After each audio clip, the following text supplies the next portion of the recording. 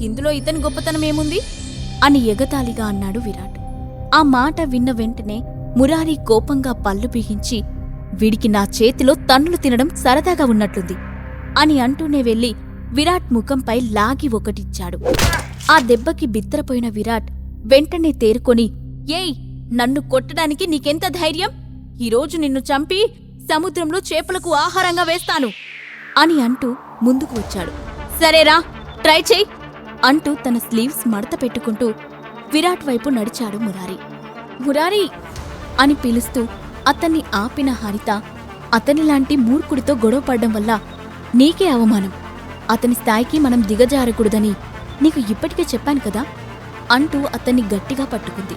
నా భార్య ముఖం చూసి నిన్ను వదిలేస్తున్నాను అని వేలు చూపిస్తూ విరాట్ని బెదిరించాడు మురారి. ఆ దృశ్యాన్ని చూసి సాగర్ చిన్నగా నవ్వుకున్నాడు. విరాట్ లాంటి మూర్ఖుడితో డీల్ చేయాలంటే మురారిలా రఫ్ అండ్ టఫ్గా ఉండడమే కరెక్ట్ అని అనుకున్నాడు. పాకెట్ FM డౌన్లోడ్ చేసుకుని కింగ్ ఆడియో సిరీస్ వినేయండి.